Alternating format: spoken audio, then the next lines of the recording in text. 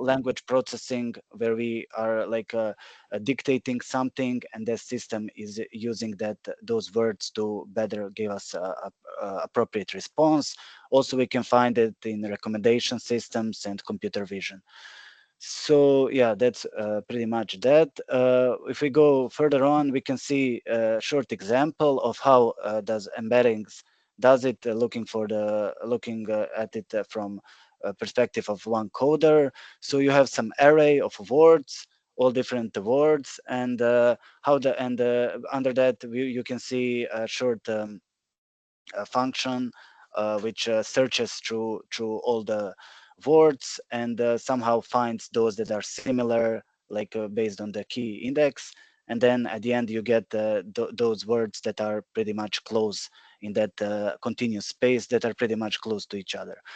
So yeah, that's also important to represent it tomorrow, implement it, or how else would you like to say it, so you get better understanding how it actually works. And another slide shows one of the sites that I'm often reading this information from, Geeks for Geeks. So I put a little Python notebook. I think you can all find it if you search for machine learning algorithms, and especially embeddings in machine learning. So you can see actually it's very well written. How does this information all get how do you actually connect all these little dots that are represented on the graph in order to get an accurate response from your ChatGPT or any kind of model that you're building. LLM, I would say the best way to say it, like the brain of all the operation is a large language model. So here we can see like animals that are grouped together nearby, as I already said, and computers and machines are a bit further on. So yeah, that's regarding that. I don't know what else would I add regarding that. I don't think there's much. So yeah, if we go back to the RAG, what can we get from the RAG? Actually, is some alternatives that I said. It's not actually alternatives, but it's more like how do we extend these behaviors that are just being explained in the context of creating an LLM? How do we actually add to that behavior? So yeah, if we take out the vectoring and all these things we said about data sources and having your own knowledge base, generally AI, you get a couple of these things that are still available for you to somehow manipulate on that context. So it doesn't have to be retrieval augmented generation, but that's what's like alternative for the embeddings. It's just giving your regular model that you created that is connecting to external sources. Now through prompts that you create, you somehow manipulate that data that you have in these different data sources in order to get a better response from the agent. So to add to that, you have a couple of methods that you can very often see now in the context of, I don't know, vibe coding, and generally people that are new to technology, that are just starting, they are getting into it through like AI. Like yesterday I had this some student coming to me and asking me like, okay, I'm a vibe coder, now I'm using like ChatGPT, I can write code, but I don't know like where should I start. So I don't know, like he doesn't have any background in programming, but he's now doing it like on daily basis using these modern tools, but he probably doesn't understand like what's happening in the background. So yeah, when I just reconsider that, you can see like, okay, you have to know about LLMs, about embeddings, వస్తున్నావా RAG, and 2 నిమిషాలు everything. అయింది But okay, so yeah, రా if you all right. వస్తున్నాం Hmm. We have somebody joining us. Okay. So yeah, generally, if you do that, then yeah, I don't know, like definitely if you're just your first step was vibe coding, I would recommend like getting into at least one language, like learning, just knowing how do you actually how does it actually works. Like for example, taking C, learning about the loops, learning about functions and pointers and just basic coding tools before like talking to a chat and saying, using GitHub Copilot and saying like, okay, just generate me this and that. I want to have a web interface that is looking like some kind of shop, or that I want to use in order to sell I don't know, bicycles or fruit or whatever. So yeah, just definitely get some basics into programming, and at least one language I would recommend. But yeah, if you go further than that, if you already know all of that, then the next step, like how do you actually learn more on that modeling? Then you come up with the fine tuning and pre-training. So yeah, it's not just having a certain data set. You can always, not just having a strong foundation, but later you can customize that and you can adapt that model to the whatever you really want to build. So yeah, that's where things actually get interesting.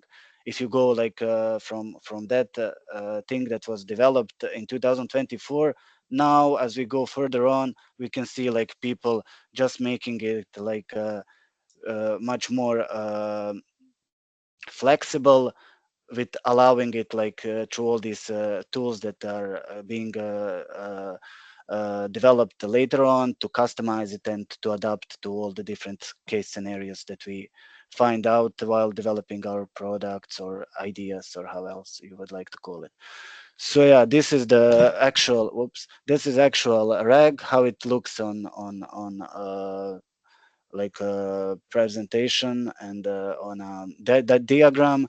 So the system first searches the external sources. So it first looks for the data that is already relevant, but then it uses the query that you have wrote to it in order to, yeah, to get the proper response. So it's not only relying on the existing training data, but it uses that document embedding like it's represented here. But it's not embedding model, it's not consisting only of that data from the knowledge base and the data chunks, which are like embeddings, faster way to get to that data. It also modulates it with the query you have sent it, and it all does in one like central lake, could be a data lake, could be a database, or now very popular graph databases. So yeah, you at the end get those responses that you wish you get. Like everybody's into having like best LLMs and having best responses, but it's depending on the purpose. Like it's not like you can create the best possible agent. It's just depending on what purpose that agent has to have. What was it trying to accomplish in the first place? So yeah, only then you can see how really that agent acts. Like everybody has their own, like it could be a agent like that acts like a secretary, so for organizing your meetups, but it doesn't mean one agent is better than some other, or some other agent is better than this. I mean, of course there are some embeddings that are better. There's always some way to make your agent much better, but yeah, at the end it comes up to the purpose and does it actually do what it has to do. So yeah, this is how it compounds. What are the components of one RAG? So you have an external knowledge base, which stores domain-specific or general information like documents, APIs, or databases. Then pre-processing and text chunking, which breaks large text into smaller, manageable chunks and cleans. As Philippa said, it's very important, like when it comes to cleansing or cleaning, where that's where you get all all your data like reliable and safe and consistent. And yeah, definitely check out like on the responsible AI and principles of, like, if you open GitHub Copilot, which is, I suppose, one of the most used programming tools right now. first on Microsoft Learn, you can read about it, is responsible AI. So only then when you are capable of talking to, I mean, tool that already exists, if you have a knowledge how to write a sophisticated prompt, then you can, like, when you know what should you write, what should you expect from an agent and whatnot, only then, I guess, in my opinion, you can come up back and try developing your own LLM, your own agent, to which you expect other people will be talking to. So yeah, definitely take those first steps. I mean, it's not there for no reason. They're there definitely for a reason. So yeah, be responsible, make sure, yeah, you know all the principles there, what comes up, like accountability, inclusivity, and those pillars that always repeat through almost every of the Microsoft Learns courses. So yeah, next one is embedding model. It converts text into numerical vectors that capture semantic meaning. So yeah, that's where RAG also comes into the story. So if you talk to an agent, what you get is not just information back, but you now have a conversation. So you asked a question, and then you asked another one. So somehow the best behavior you can get that connects to the RAG is memory. So it's not just getting the right, the most sophisticated answer, but it's just what you have said and what was said before that and before that. So now at the end, you are really getting a real conversation with something. So yeah, that's, I think, where things also get much more interesting. So yeah, other than that, we have a vector database. It stores embeddings and enables similarity search for fast information retrieval. Query encoder, it transforms the user's query into a vector for comparison with stored embeddings. Retriever finds and returns the most relevant chunks from the database based on query similarity. Then augmentation layer combines retrieved chunks with the user's query to provide context to the LLM. And then only we have an LLM which generates a grounded response using both the query and retrieved knowledge. And at the end, you can optionally have regularly refreshes and then which re-embeds data to keep the knowledge base up to date. So yeah, you don't have to update your storage for every new information that you get, but that's just optional. Like, it depends on the purpose, it depends on the flexibility and the performance, what what you actually need to build. And yeah, this is a small definition for embeddings and their significance in the machine learning. So embeddings in machine learning are continuous vector representations of discrete data, transforming high dimensional data into a lower dimensional space. They are significant because they capture semantic relationships and properties within the data, enabling models to process and learn from it more efficiently. For example, in natural language processing, word embeddings like word2vec capture the semantic similarities between words, improving the model's ability to understand context and the meaning. Similarly, in recommendation systems, embeddings represent users and items in a shared vector space, helping to predict user preferences more accurately. Overall, embeddings are a powerful tool for enhancing the performance of machine learning models across various applications. So yeah, its purpose is to enhance the performance. So RAG applications come in all different contexts. So it could be a question answering system. It enables chatbots or virtual assistants to pull information from a knowledge base or documents that are being generated in the context of aware answers. Then content creation and summarization. It can gather information from multiple sources and generate concise, simplified summaries or articles. Conversational agents and chatbots. It enhances chatbots by grounding their responses in reliable data, making interactions more informative and personalized.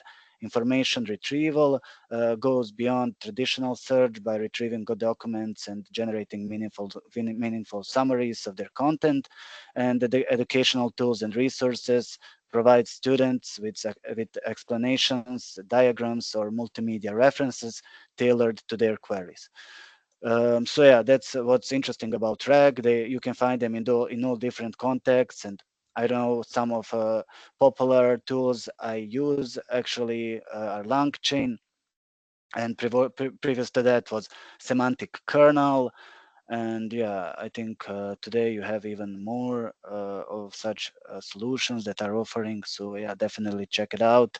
And also when it comes to LLM models, you have also all variety of options, and same as with the agents like that are public and generally available. So yeah, feel free to discover which one acts the best. And yeah, if you certainly want to have your own agent or secretary, how you would like to call it, well, yeah, definitely consider first what we have on the field and try to find like some middle point where you can have your own like behavior that is not nothing that is already there.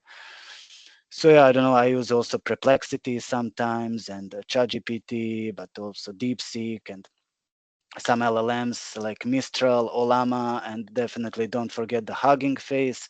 There's like a popular Hugging Face for all the model talks, but yeah, now the agents, since recently, they have their own social medias. So now, not just that front end, which is like acting now WhatsApp and Viber is also Telegram is acting as a front end for your agents since OpenClaw came into the story, and this LLM that is using GitHub Copilot, which is called Codex. So now people are using a lot of that. Also, I heard Kimi now is doing very good. This guy that was uh, having some conversation yesterday on GitHub Copilot. Actually, there was Lee Scott that he was also with us yesterday, and Lee Scott that is leading Imagine Cup. So yeah, the talk was about Kimi, which is developed by NVIDIA, and how you can like through Visual Code install the extension and get like what we all struggle with, like how do we get all those tokens. So you get all the tokens, but eventually you get out of the tokens, and now you cannot do anything. So people were asking how we can like get work with the more the tokens than we are offered. So then this guy said like you can get this Kimi, which is uh, not actually from Nvidia, but some other company developed it. But yeah, in context with Visual Studio Code and NVIDIA that is offering its own, you can install some extensions like Klein or so. So it allows you to get more of those tokens. That's what I remembered. Yeah, so definitely there's a lot of there to investigate and explore before trying to build some of your own agents. And yeah, then and of course there are challenges. And what is like if we are using RAG for the performance, then obviously the greatest challenge is performance itself. So yeah, if we come to the facts, we have four of these challenges that I stated here. It's complexity. So combining retrieval and generation adds complexity to the model, and it requires careful tuning and optimization, like fine tuning, to ensure both components work seamlessly together. Then the retrieval step can introduce latency, making it challenging to deploy RAG models in real-time applications. Quality of retrieval. The overall performance heavily depends on the quality of the retrieved documents. So poor retrieval can lead to suboptimal generation, undermining the model's effectiveness. And of course, bias and fairness. It can inherit biases present in the training data or retrieved documents, necessitating ongoing efforts to ensure fairness and mitigate biases. Yeah, which is also very important. So that would be pretty much that. To conclude, yeah, embeddings are a foundational concept in machine learning, enabling the efficient processing of high-dimensional data. by capturing meaningful relationships in a lower dimensional space, which is called embeddings. Understanding the effectively explaining embeddings can significantly enhance your machine learning expertise and interview performance, whether in natural language processing, computer vision, or recommendation systems. Embeddings continue to drive innovation and improve the capabilities of machine learning models. That would be it pretty much from my side.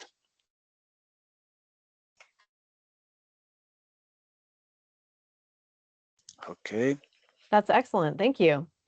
And Thank yeah, so this is a great time. We actually have like kind of a good 10 minutes before we jump into our next session. Ladislav is going to give us some really good exam prep strategies, and we'll go through all the additional learning resources. So that said, this is a great time to just say hello. We love getting to know you all. If you have questions for us, again, you can feel free to raise your hand, come off mute. And then you're welcome to put it in the chat, although I do know the chat is limited. Only some people have access to that based on some of our team's tenant restrictions. So yeah, we obviously want to hear from you. And if you have questions, this is a great time for them. I love this learning. I had taken the beta exam. I did not have the benefit of this learning, and I don't know yet if I passed it or not. But I will say after today, I feel so much more prepared, as well as having a lot more resources on which to draw upon to sort of help with that. So, Demir, thank you so much for your excellent presentation. And I think that's fantastic. And just as I have seen many people here have requested your exam vouchers. So I just want to run through some of the, again, welcoming questions. Feel free to raise your hand if you have a question. It's a great time for us to take those questions. But I'm just going to run through some of the exam voucher requirements. So I'm planning on deploying those this afternoon. So you've had those both through the Luma link and in the chat here. So just fill out that form and I will look at that. I'll get those out this afternoon. The keys are making sure the names you register is the name on the form is the same name that you're registering for the exam. The key there is they just want to make sure you're not giving it away or selling it. And if you have other friends who would like to get an exam, that's no problem. As long as I have supplies available and I can probably get more as long as everybody stays compliant. The other thing is not gated. So meaning when you go in to register, you could technically register for any exam, which people have done, and then I get in trouble. So the key is please just only register for DP-600, 700, or 800, as these exams vouchers are given to us by the Fabric community, which we really appreciate. It's a $165 voucher. And so if you're not going to use that voucher, no problem. Just email me back and just say, hey, I'm not going to get to, register or take the exam in this time frame.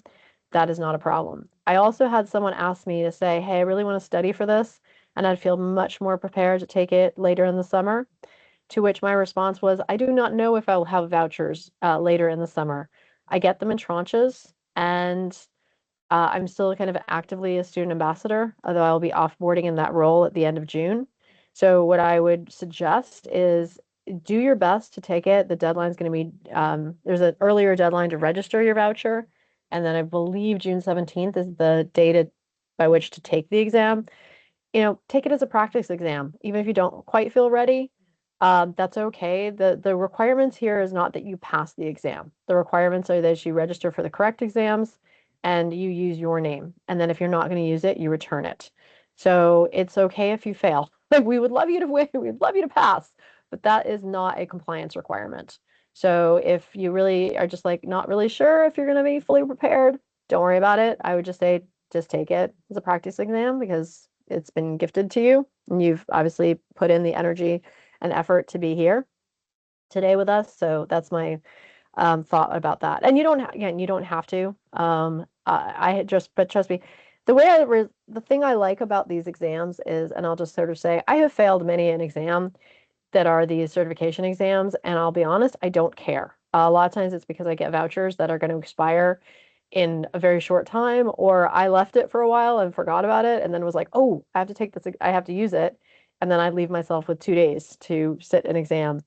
And it's not university. It's not going to be on your permanent record. You're not going to fail the class if you don't do well on an exam. So definitely just understand that these are for your own learning. Obviously, they're proctored. They don't want you to cheat.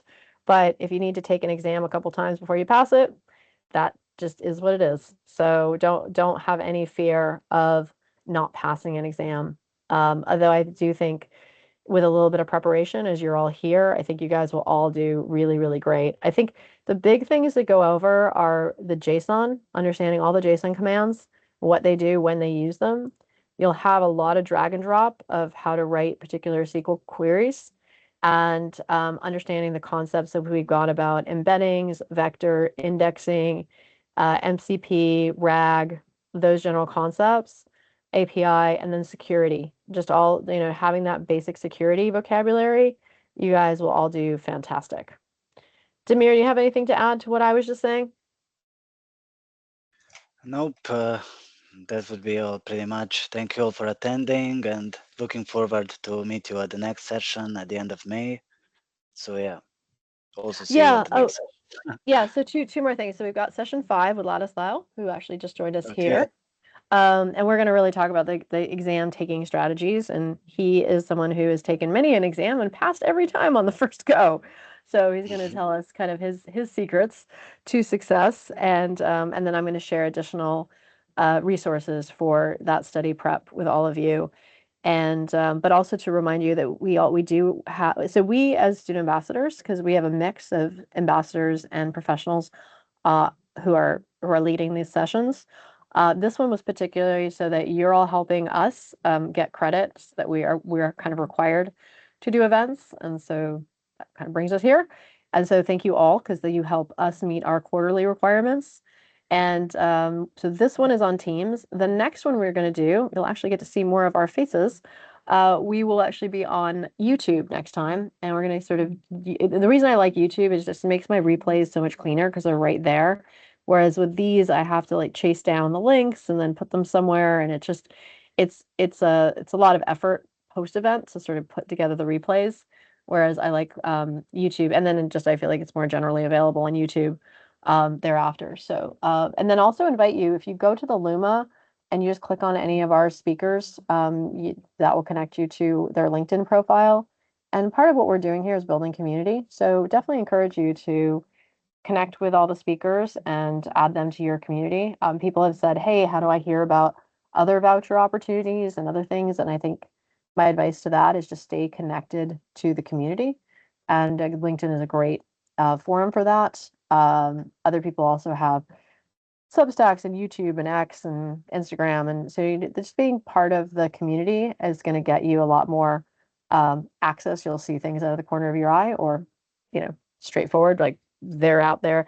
And also there's lots of great Fabric user groups, different languages. Ladislaw will be talking about that. Both him and I are now part of Fabric user groups that we lead. So those are great opportunities. And just being part of Fabric Data Days and just being part of the Fabric community in general, it's such a great community, and they're always doing events and contests and other learnings. And they also have the Microsoft Reactor stage. I don't know how many people here subscribe to that channel, but pretty regularly there's going to be new content and live events, and they often will drop request forms in there the for additional vouchers that they have for their various campaigns. So that's another great way to get involved. And I'm a regular moderator on that channel, so I'm usually in there a couple times a month moderating those sessions. And I was on stage in April, and I just got the schedule. I'll be on stage again in June. So happy to participate there as well. So yeah, so that wraps us this session. Demir, great job. Thank you again, everybody. Let's give him a round of applause. Do my thank yous, and then we will go be joining Ladislao in our next session. Yeah, thank you, Demir. Great job. Always good to see you here. Demir is someone who has transitioned out of our student ambassador program and is now professional. So congrats to him. And also another thing that many people in our community are also working on and doing are becoming Microsoft MVP, Microsoft MVPs, most valuable professionals, or Google Developer Experts. And so we have a whole mentorship happening for people who are interested in those pathways. Anyways, thank you again. I'll end this one and we'll jump in and we'll see you all. Actually, before I end it, I will get the link and put it in the chat and then send out the blast. And I love the interest that we've had in this event. It's great to see everybody here. So let me get Ladislaw, session 5. So, and it's not, yeah. Yeah, Philip, we will switch from this session. We'll close Teams and open session 5. Is this? That is true. Yep. We're going to switch it. And we do that just so that each recording stays clean. So you'll have your own recording. Okay. Okay. Yep. So I just dropped that in the chat here, and I'm going to go ahead and send everybody that that message through our Luma. So give me 1 second, and I'm just going to send that, and I'll see you guys all in session 5. Okay. See you. All right. Thanks, everyone.